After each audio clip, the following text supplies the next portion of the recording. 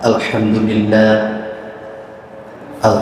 لله نحمده ونستعينه ونستغفره ونعوذ بالله من شرور أنفسنا من يهده الله فلا مضل له ومن يضلله فلا هادي له ونشهد أن لا إله إلا الله وحده لا شريك له أعوذ بالله من الشيطان الرجيم بسم الله الرحمن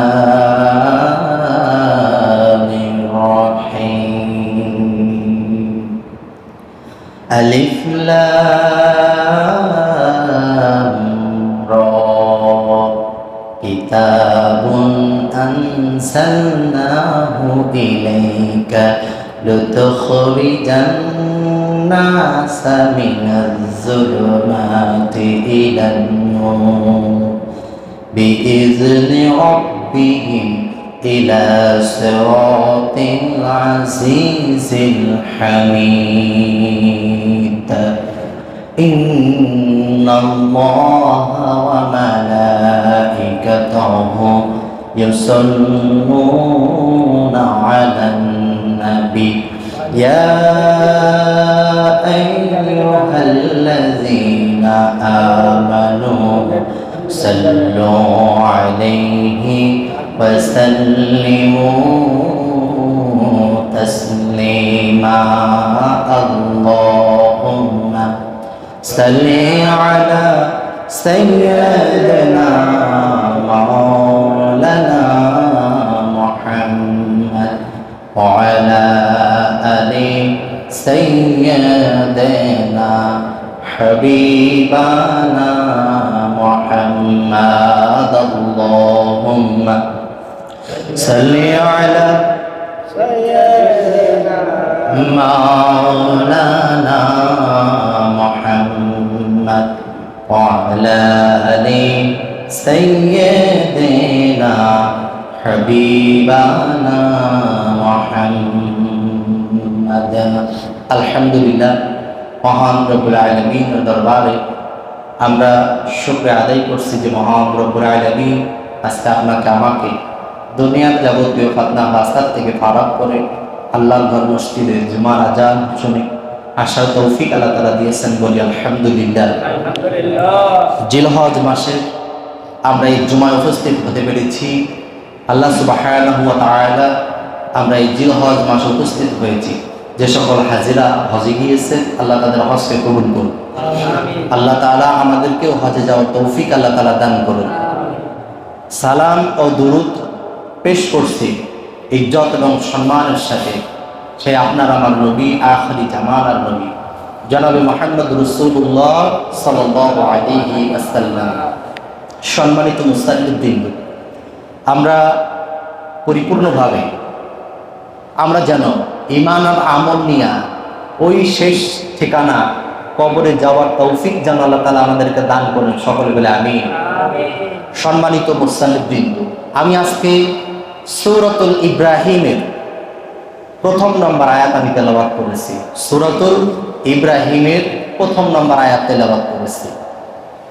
আল্লাহ সুবহানাহু ওয়া তাআলা কি বলছেন?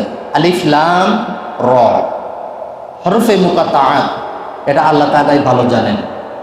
আল্লাহ তাআলা বলছেন কিতাবুন আনজালনাহু ইলাইকা লিতুখরিজান নাসা মিনাজ যুলুমাতি ইলান নূর বিইজনি রাব্বিহিম ইলা সিরাতিল আজিজিল হামিদ।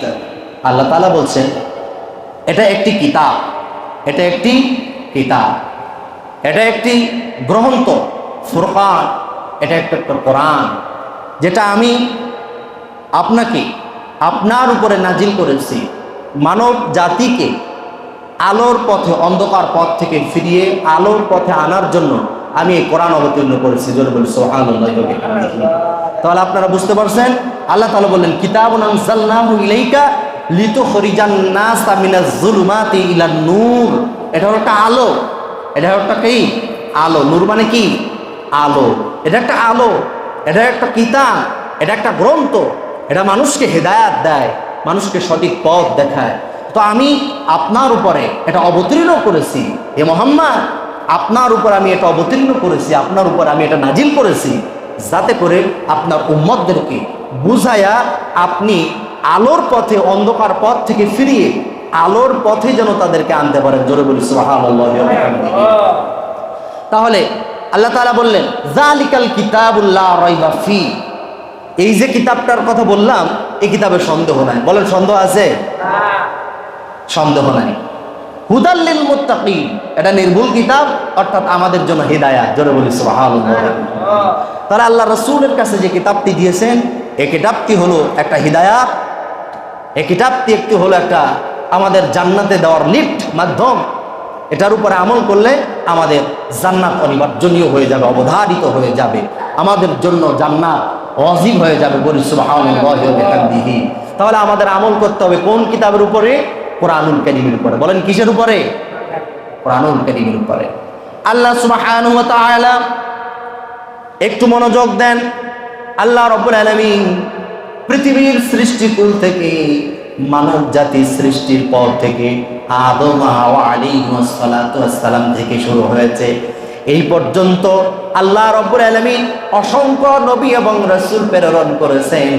আপনারা বলুন অসংখ্য নবী এবং রাসূল আল্লাহ রাব্বুল আলামিন প্রেরণ করেছেন শুধুমাত্র কেবলমাত্র আমাদের হিদায়াতের জন্য। কথা বলেন ঠিক কিনা? সকল নবী এবং রাসূলদের একটাই মিশন, তাদেরকে এই জন্য দেয় নাই যে তোমরা ক্ষমতার পাওয়ার পাবে, ক্ষমতার উপরে বসে থাকবে, হ্যাঁ আমি একজন হয়ে গেছি, আর কারোর খেয়াল নাই, আমি ক্ষমতা পেয়ে গেছি, আমার আর কারো দেখার দরকার নাই। এই জন্য নয়, আমি আপনাদেরকে প্রতিনিধি হিসাবে, প্রতিনিধিদেরকে আমি আপনাদেরকে রাসূল হিসাবে, নবী হিসাবে প্রেরণ করেছি, অন্য কোনো কারণে নয়। এই যে কিতাবুন আনজালনাহু ইলাইকা লিতুখরিজান নাসা মিনাজ যুলমাতি ইলান নূর, এই কিতাব এই জন্য নাজিল করেছি প্রত্যেকের উপরে আমি হেদায়াতের বাণী দিয়ে দিয়েছি যে তার উম্মতদেরকে যেন বুঝায়া আমার আলোর পথে, অন্ধকার পথ থেকে ফিরায়া আমার আলোর পথে যেন নিয়ে আসে। জোরে বলি সুবহানাল্লাহ। আসুন আলোচনায় চলে যায়। আল্লাহ সুবহানাহু ওয়া তাআলা অসংখ্য নবী এবং রাসূল আল্লাহ রাব্বুল আলামিন প্রেরণ করেছেন। প্রত্যেকের মিশন হলো তার উম্মতে, তার কওমের লোকদেরকে আল্লাহ রাব্বুল আলামিনের সঙ্গে সম্পর্ক করে দেওয়ার জন্য দিয়েছেন। জোরে বলি সুবহানাল্লাহ। আপনারা কি আমার কথা বুঝতে পারতেছেন? বুঝতে পারতেছেন? আল্লাহ রাব্বুল আলামিন, ঘটনায় চলে গেলাম, যুগে যুগে এমন নবী এবং রাসূল প্রেরণ করেছেন। হযরত ইব্রাহিম আলাইহিস সালাতু ওয়াস সালাম, হযরত ইব্রাহিম আলাইহিস সালাতু ওয়াস সালাম, আল্লাহ রাব্বুল আলামিন ইব্রাহিম আলাইহিস সালাতু ওয়াস সালামকে সৃষ্টি করলেন, জমিনের উপরে প্রেরণ করেন। কিন্তু ইব্রাহিম আলা নবিয়্যিনা আলাইহিস সালাতু ওয়াস সালামকে সৃষ্টি করেছিলেন যেমন ফিরাউন, যেমন মূসা আলা নবিয়্যিনা আলাইহিস সালাতু ওয়াস সালামের চূড়ান্ত দুশমন ছিলেন ফিরাউন, যেমন বিশ্ব নবীর চূড়ান্ত দুশমন ছিলেন আবু লাহাব, উতবা, সাইবা, মুগীরা, আবু জাহেল। কথা বলেন। ইব্রাহিম আলা নবিয়্যিনা আলাইহিস সালাতু ওয়াস সালামের চূড়ান্ত দুশমন ছিল নমরুদ।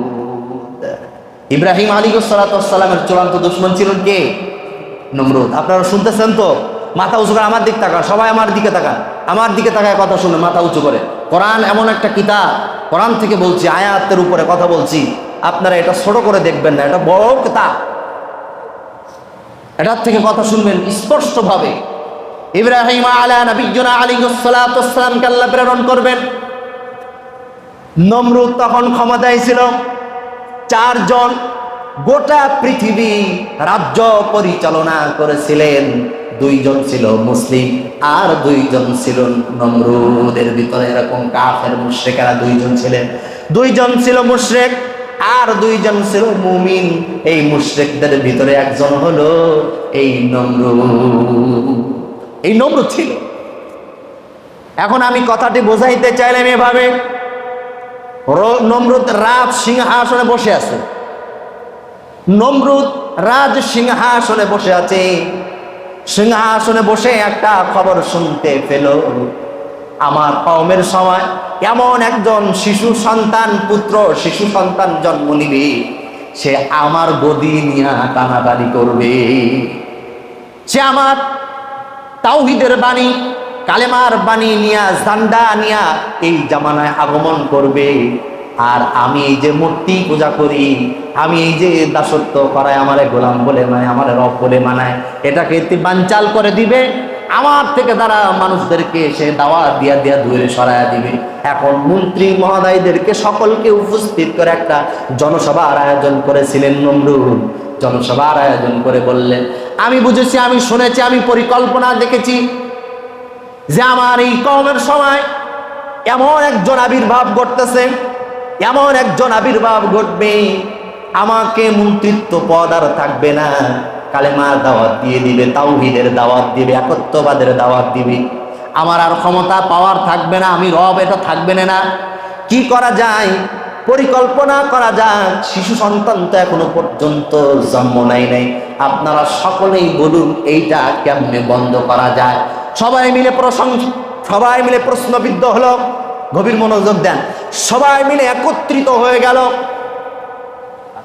সাহেব নমরুদকে বলতে লাগলো, বাদশাহ মশাই, কি করা যেতে পারে? এইটা যদি বাচ্চা যদি না এসে থাকে তাহলে কি করা যেতে পারে? আজের ভিতরে ঘোষণা করে দাও যেন কোন মহিলা যেন পুত্র সন্তান যেন জন্ম না দেয়, কোন পুত্র সন্তান যেন কোন মহিলা জন্ম দিতে না পারে। নমরুদ ঘোষণা করলেন, কি করা যায়? জন্ম নিয়ন্ত্রণ মন্ত্রী গঠন করা যাক। সবাই সেখানে উপস্থিত ছিলেন। আজর নামে একজন ছিলেন।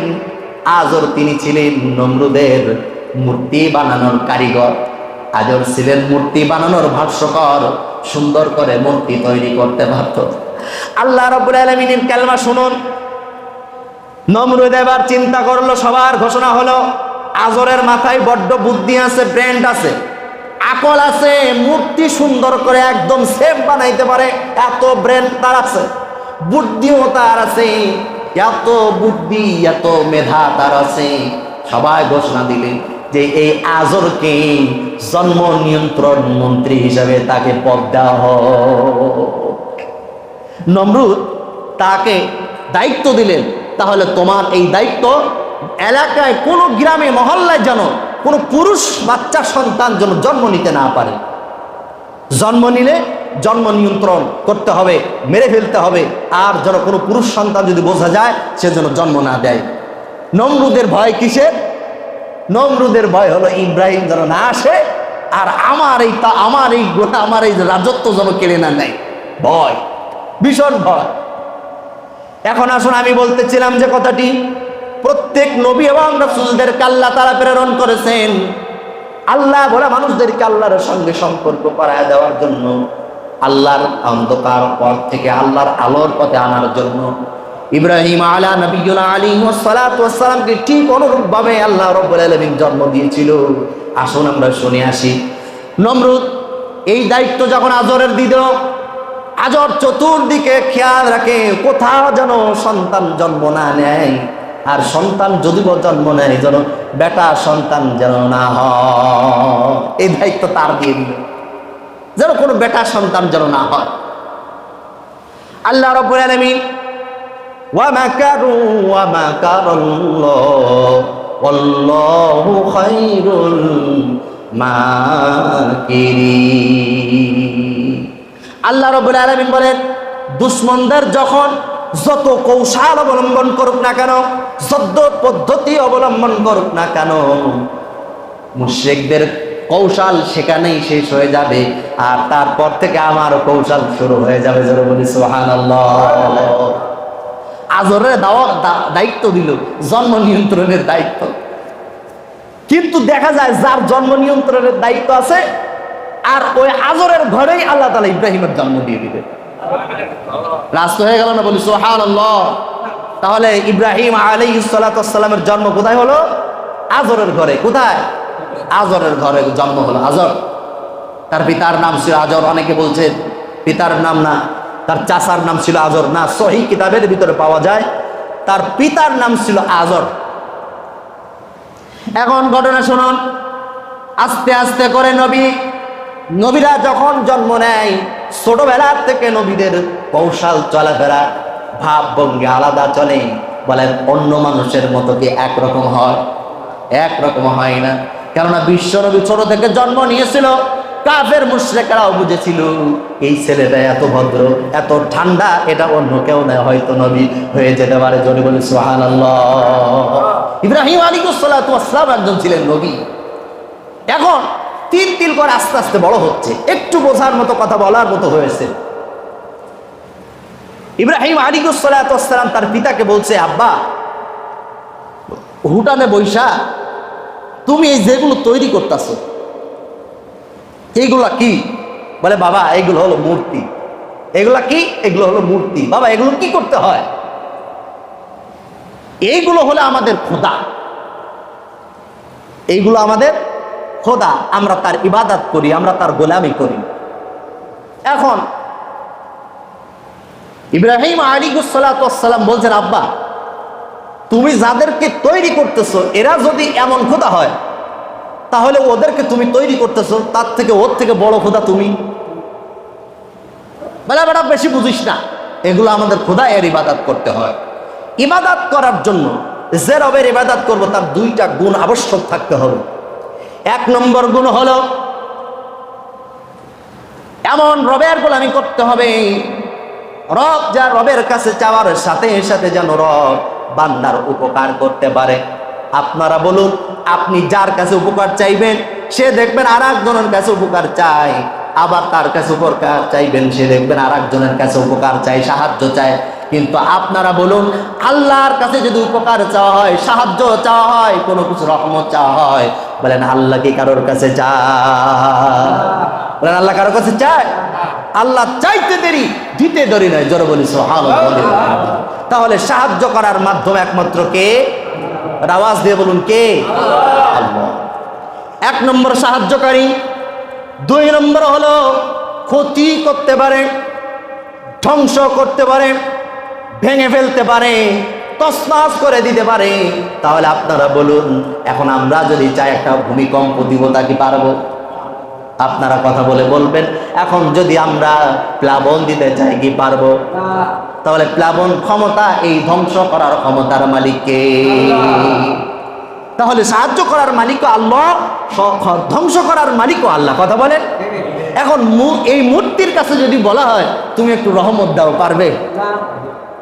বলতেছে আব্বা তাহলে তো এর ইবাদত করা যায় না, কেন এত উপাসনা করা যাবে না, পূজা করা যাবে না, কেন এত উপকার করতে পারে না। একে যদি ধ্বংস করতে বলা হয় ধ্বংস তো করতে পারবে না।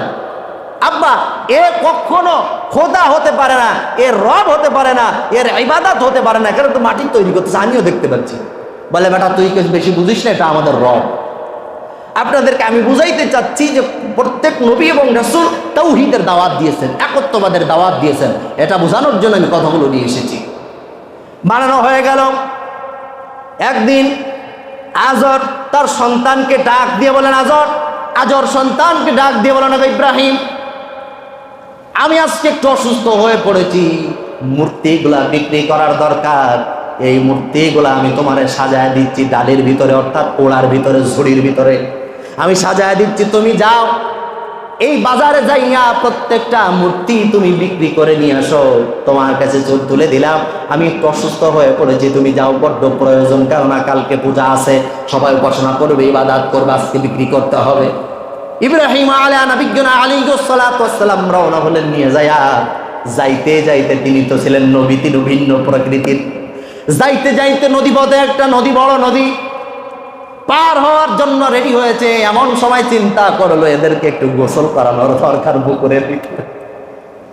ইব্রাহিম আলাইহিস সালাতু ওয়াস সালাম গোসল করানোর জন্য পানিতে যখন নামাইলেন, বলেন আপনারা বলুন মাটি যদি পানিতে দেওয়া হয়, বলেন তাদের অবস্থা ভালো থাকবে? কথা কয় না, ভালো থাকবে? এখন এমন অবস্থা হয়েছে পানিতে দেওয়ার কারণে কারোর নাক নাই, কারোর মুখ নাই, হাত নাই, ফিরাই নিয়ে আসছে বাজারে, লিকার নেবে? বলেন নিবে? ফিরাই নিয়ে আসছে। ফিরাই নিয়ে আসে বলে কি অবস্থা?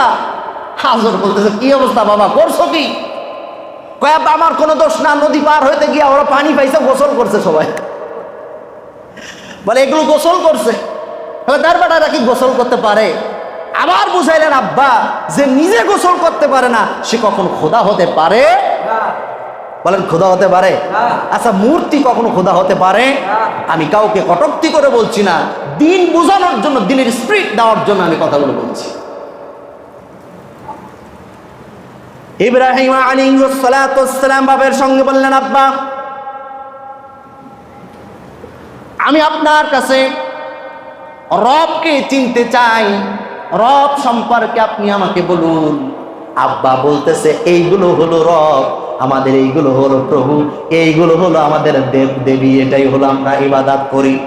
বলে তুমি যদি জানতে চাও ইব্রাহিম, তুমি যদি জানতে চাও তবে আমাদের বড় রবের কাছে তোমারে নিয়ে যাব, তুমি চলো। ঠিক আছে আব্বা চলো।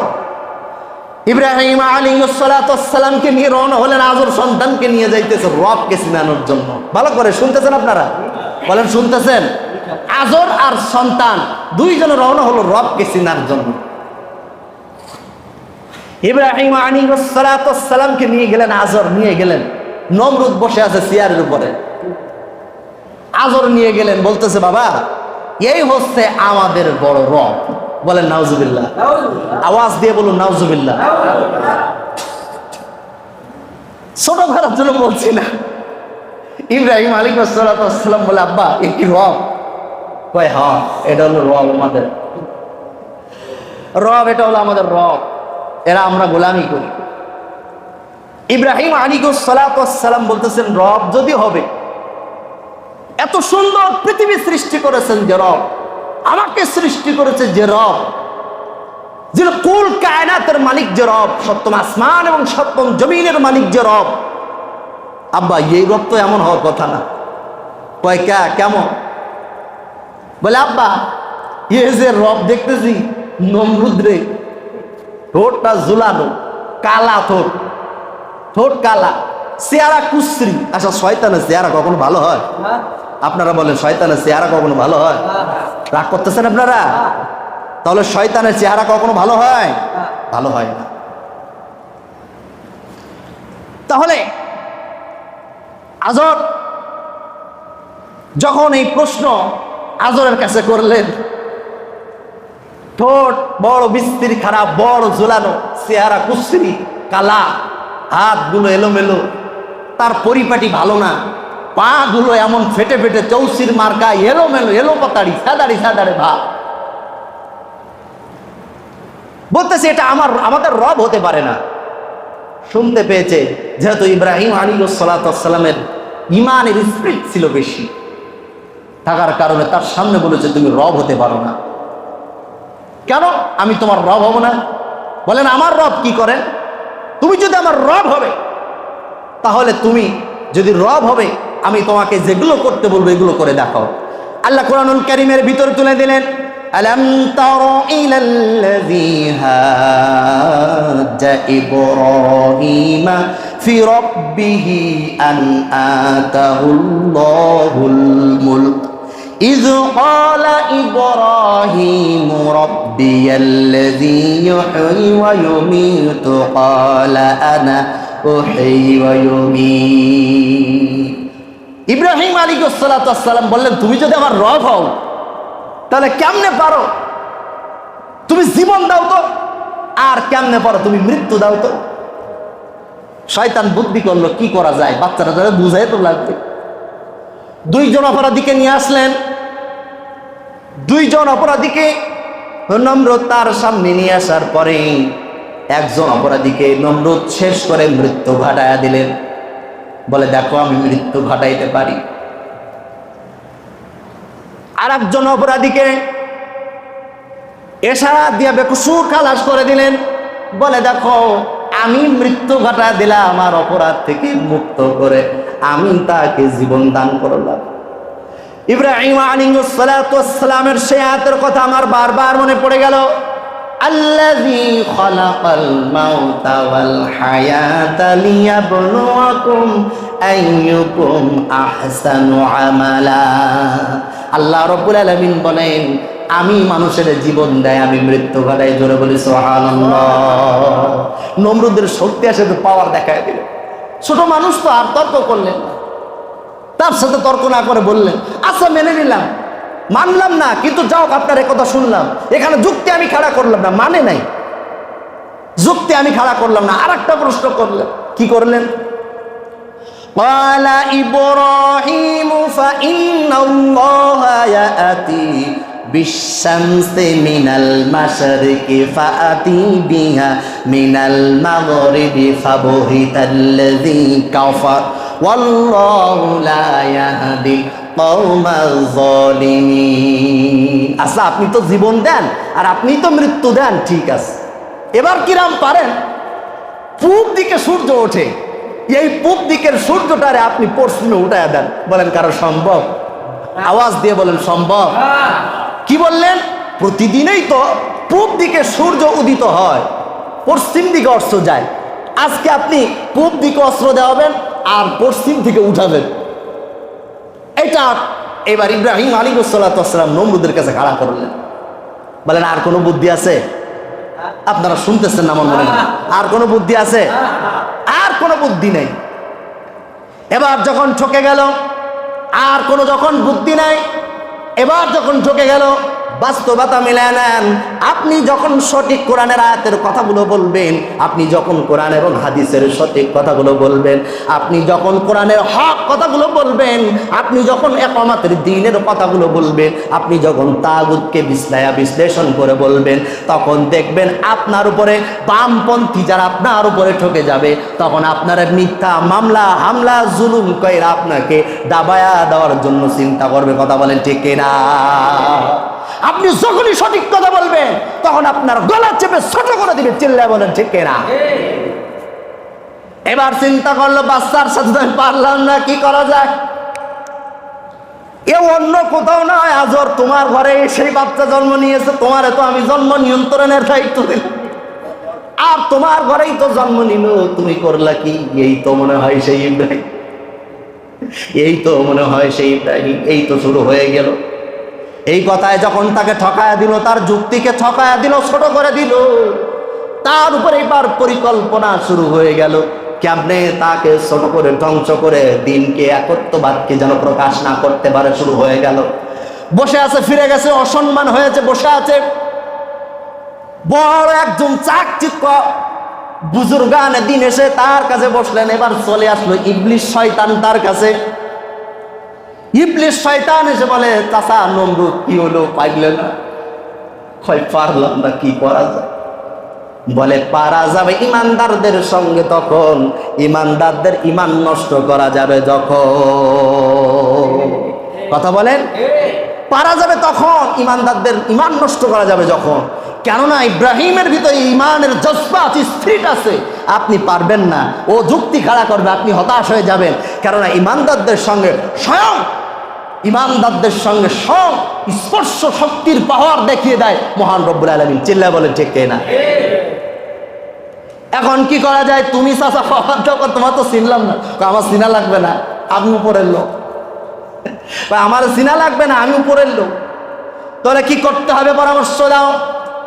সময় সংক্ষেপ হওয়ার কারণে এখন আপনাদেরকে বলতে চাই, নমরুদকে পরামর্শ দিল, আপনি এইখানে একটা ঘোষণা দিয়ে দেন, বড় একটা জজবার আয়োজন করে দেন, একটা মেলার আয়োজন করে দেন, সংক্ষেপে বলে একটা পুতুল নাচের আয়োজন করেন, ড্যান্সের ব্যবস্থা করেন, নর্তকীদেরকে খোলামেলা ভাবে একটা ড্যান্স দেওয়ান, এখানে বাদ্যযন্ত্র দিয়া গান বাজায়া শোনায়া দেন। সবাই যখন আসবে আস্তে আস্তে করে ইব্রাহিমও আসবে, আর ইব্রাহিমের ইমান পুড়ে সরকার হয়ে যাবে। তখন ইব্রাহিমকে আপনি বলুন নাউজুবিল্লাহ। আছে না নাই বাস্তবতা? সমাজ আছে না নাই? পুতুল নাচ মনে হয় নাই এখন আর? আছে আছে আছে আছে, সব আছে। ইমান বামপন্থীরা ইমানকে ধ্বংস করার জন্য বসে নাই, আপনি বসে থাকলেও তারা বসে নাই। চিল্লায় বলেন ঠিক কিনা? এবার ড্যান্সের আয়োজন করলেন, নর্তকীদেরকে নিয়ে আসলেন, ঘোষণা হলো মহল্লায় পাড়ায় সব জায়গায় ঘোষণা হয়ে গেল, আজকে নমরুদ কি করবে? একটা পুতুল নাচের আয়োজন করেছে, সেখানে সবাই উপস্থিত হতে হবে। এখন ইব্রাহিম আলাইহিসসালামকে ওই অনুষ্ঠানে উপস্থিত করার জন্য ইব্রাহিমকে আনতে গেলেন, দাওয়াত দিতে গেলেন, ডাকতে গেলেন। যারা ডাকতে গিয়েছিলেন ইব্রাহিম আলাইহিসসালাম জবাব দিলেন, আমি একটু অসুস্থ রয়েছে, আমি যাব না, আমি অসুস্থ রয়েছে, আমি যাব না। কিন্তু তিনি সুস্থ ছিলেন। এই অসুস্থতার কথা, এই কথাটা বলার কারণ হলো তিনি মিথ্যা বলেননি, তিনি ছিলেন শারীরিক অসুস্থ, ব্রেনিয়ান অসুস্থ।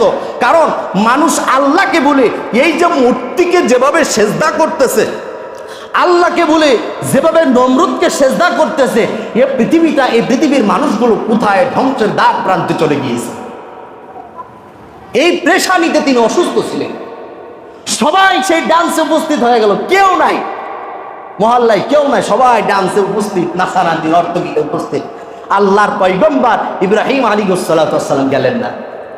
ইব্রাহিম আলাইহিসসালাম না যায়া পরের দিন অনুষ্ঠান চলতেছে, এলাকায় কেউ নাই। ইব্রাহিম আলাইহিসসালাম আস্তে আস্তে এই ইহুদিরা, মুশরিকেরা যে মূর্তি যাদের পূজা করত, একটা মন্দিরের ভিতরে, ঘরের ভিতরে 360টা মন্দির উপস্থাপন করে রেখেছিলেন, পূজা মন্দিরে এই মূর্তিগুলো উপস্থিত করেছিলেন।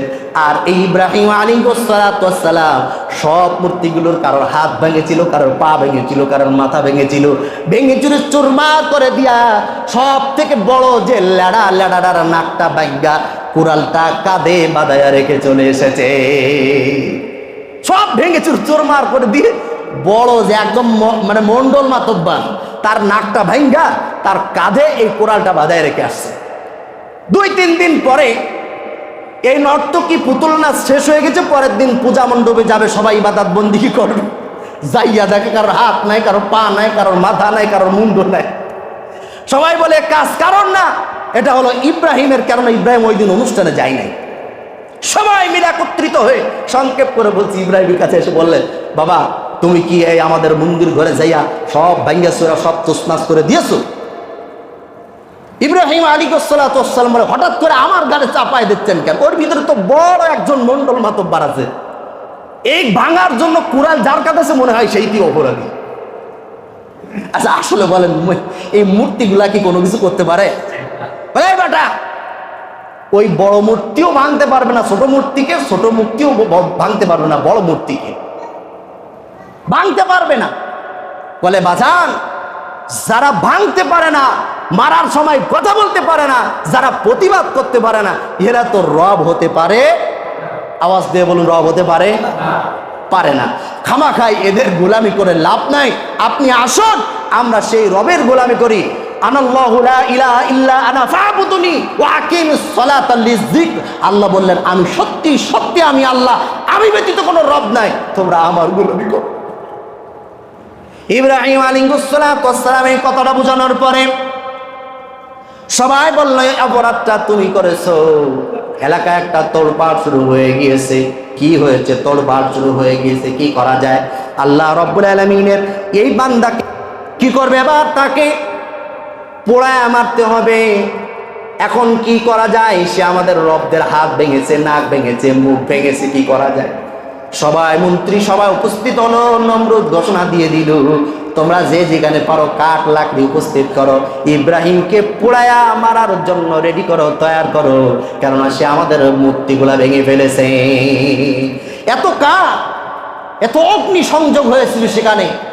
40 মাইল পর্যন্ত আগুনের পাওয়ার ছড়িয়েছিল। কেউ ওই আগুনের আশেপাশে যেতে পারতেছিল না। উপর দিয়ে পাখিগুলো উড়ে যেতে পারতেছিল না, আগুনের এত স্পিড, তাপ ছিল। ইব্রাহিম আলাইহিসসালামকে হাত দুইটা শিকল দিয়ে বেঁধেছিল, পা দুইটা শিকল দিয়া বেঁধেছিল। লোহার শিকলিগুলো আগুনের ভিতরে যখন গেল, আগুনের ভিতরে যাওয়ার পরে লোহার শিকলগুলা গলে গলে যাচ্ছিল তাপে। ইব্রাহিম আলাইহিসসালামকে যখন এই একত্ববাদের দাওয়াত দেওয়ার কারণে, সত্যের দাওয়াত দেওয়ার কারণে নমরুদ তাকে যখন আগুনের ভিতরে ফেলা দিল, আল্লাহ রাব্বুল আলামিন তাকে এই কোরআনুল কারীমের ভিতরে এত সুন্দর করে, এত স্পষ্ট করে কথাগুলো উঠায়া দিয়েছেন। নমরুদ যখন আগুনের ভিতরে চড়ক গাছ বানায়া তাকে যখন আগুনের ভিতরে ফেলা দিল, রহমতের 2 জন ফেরেশতা আসছে, কিতাবের ভিতর আসছে। ইব্রাহিম আলাইহিসসালামকে এসে বললেন, ওগো ইব্রাহিম, অর্ডার করে দাও, এই আগুনকে আমরা নিভায়া একদম পানির মতো বানায় দেবো, আপনার একটা পশমও পড়বে না। ইব্রাহিম আলাইহিস সালাতু ওয়াস সালাম বলেন, তুমি কে? বলে, আমি একজন রহমতের ফেরেশতা, আপনার উপকার করার জন্য এসেছি। বলে, আমি যার গোলামি করি, আমি যার একত্ববাদের প্রকাশ করি, ওই রব কি মারা গিয়েছে? ওই রব কি দূরে চলে গিয়েছে? কেননা রবের সাহায্য ছাড়া তোমার সাহায্য আমি কেমনে নিব? আমার কোনো প্রয়োজন নাই। আমার রব, আমি যার গোলামি করি, সে এখনো পর্যন্ত রয়েছে। আমার রব আমার জন্য সাহায্য করবেন। জোরে বলে সুবহানাল্লাহ। আগুনের ভিতরে ফেলা দিলেন। ফেরেশতাদের সাহায্য তিনি চাইলেন না, চাইলেন কার? বলেন কার? আল্লাহ। কুলনা ইয়া নারু কুনি বারদান ওয়া সালামুন আলা সালামান আলা ইব্রাহিম। আল্লাহ অর্ডার করলেন, এ আগুন আমার ইব্রাহিমের জন্য একটা পশমও যেন না করে।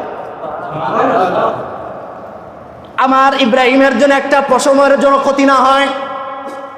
আমার ইব্রাহিমের জন্য এত ঠান্ডা যেন হয় না, যেন ইব্রাহিমের সর্দি না লেগে যায়।